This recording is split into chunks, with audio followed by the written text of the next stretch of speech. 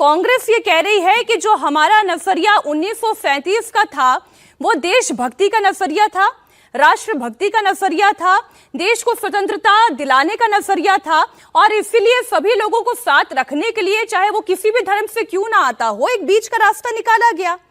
आपत्ति का सम्मान करते हुए उन्होंने ये कहा कि पहले 2 पैरा गाए जाएंगे। अब इसमें इस बात के लिए आपत्ति क्यों है सुधांशु त्रिवेदी जी आपको या भारतीय जनता पार्टी को कि एक बीच का रास्ता निकाला जा रहा था तब भी और आज भी? हाँ, दोनों बातों का मैं जवाब देना चाहता हूं। पहली बात, मैं पुनः कह रहा हूं, अगर कांग्रेस ये कहती है कि इंडियन यूनियन मुस्लिम लीग आजादी से पहले वाली मुस्लिम लीग नहीं है, तो आज की कांग्रेस 37 की कांग्रेस नहीं है।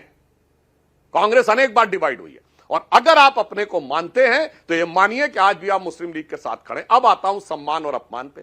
तो मैंने तो अपने पहले ही वक्तव्य में कहा कि 1896 से 1937 तक किसी मुसलमान की भावना नहीं आत हो रही थी। यह कांग्रेस ने अपने आप निर्णय लिया था क्या स्वतंत्रता आंदोलन के? नहीं, मुस्लिम लीग की मांग के आगे, कट्टरपंथियों के आगे दंडवत करके निर्णय लिया था। अगर अपने आप निर्णय लिया होता, वो कहते हमने राष्ट्र के हित में लिया है, तो हम मानते। मैंने तो कोट किया कि 6 अप्रैल 1938 का जवाहरलाल नेहरू का लेटर इसी कार्य समिति का उल्लेख करते हुए जो जिन्ना को लिखा है वो पढ़िए तो साफ हो जाता है। अब मैं बताना चाहता हूं ये क्यों इसका विरोध आज जरूरी है। मीनाक्षी जी, अनायास नहीं शुरू हुआ था। जब 1896 में यह पहली बार गाया गया, किसी मुस्लिम को कोई आपत्ति नहीं थी। 1905 में बंगाल का विभाजन हुआ तो मुसलमानों ने भी उसका विरोध करते हुए वंदे मातरम गाया। 1911 में रिवर्ट हुआ। अब जब कट्टरपंथी ताकतों के आगे समर्पण हुआ तो स्टेप बाय स्टेप 1937 तक कैसा पहुंचा। 1916 मुस्लिम लीग ने कहा कि मुसलमानों के लिए पृथक निर्वाचन क्षेत्र होंगे और लखनऊ कांग्रेस अधिवेशन में कांग्रेस ने 1916 में स्वीकार किया। पृथक निर्वाचन क्षेत्र का मतलब वो आज की तरह रिजर्व कॉन्स्टिट्यूएंसी नहीं थी, वो ऐसी कॉन्स्टिट्यूएंसीज होंगी जहां सिर्फ मुस्लिम इलेक्शन लड़ेगा और मुस्लिम ही वोट करेगा। अब आइए, अब और इनबोल्डन हुए। तब जिन्ना ने 1920 में कहा कि मैं महात्मा गांधी को महात्मा नहीं बोलूंगा क्योंकि ये हिंदू उपाधि है। इसीलिए आपने जितनी मूवीज देखी होंगी उसमें हर जगह वो मिस्टर गांधी बोलता है, कभी महात्मा गांधी या बापू नहीं बोलता है। वो भी कांग्रेस ने मान लिया। 1924 में इसका विरोध शुरू हुआ। उसके बाद कांग्रेस ने कंप्रोमाइज करना शुरू किया और 1935 में glimpses of the world history में जवाहरलाल नेहरू लिखते हैं कि उनको विवेकानंद और छत्रपति शिवाजी महाराज के हिंदू नेशनलिज्म से कोई प्रॉब्लम नहीं है। और 37 में जब जिन्ना कहता है तब वो जाके समर्थन करते हैं और जो यही चीजें आगे जाके 10 साल में देश के बंटवारे का आधार बनी। तो इसका मतलब साफ साफ जो मुस्लिम लीग के आगे एक के बाद एक समर्पण करते हुए आपने प्रयोग करके देख लिया। और मैं एक और बात बताऊं, ये जो 6 अप्रैल 38 का लेटर है इसमें नेहरू ये भी लिख रहे हैं कि हम मुसलमानों के लिए पृथक निर्वाचन क्षेत्र भी मानेंगे, यानी आजाद भारत में भी मान लेंगे।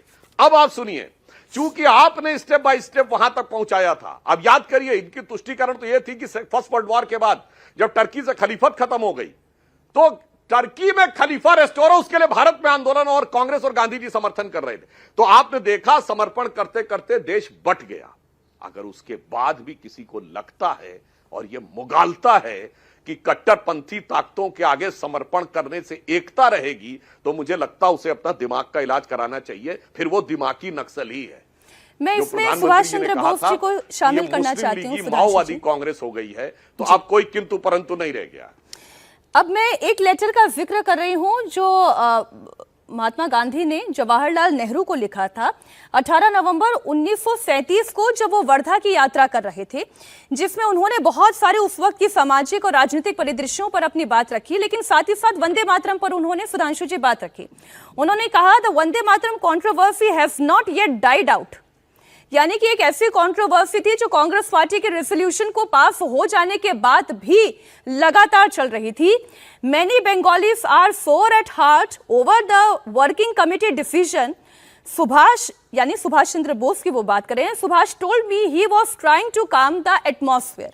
अब सवाल यह है कि सुभाष चंद्र बोस भी क्या कांग्रेस वर्किंग कमेटी के इस डिसीजन के साथ थे या नहीं थे, और उस वक्त की परिस्थिति पश्चिम बंगाल में क्या थी?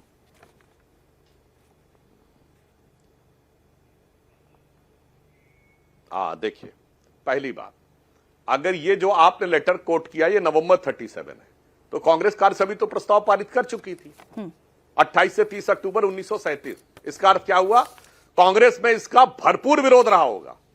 अन्यथा कार्य समिति के पारित प्रस्ताव के 20 दिन बाद गांधी जी को लेटर लिखने की जरूरत क्यों पड़ी? बड़ी लॉजिकल सी बात है ना।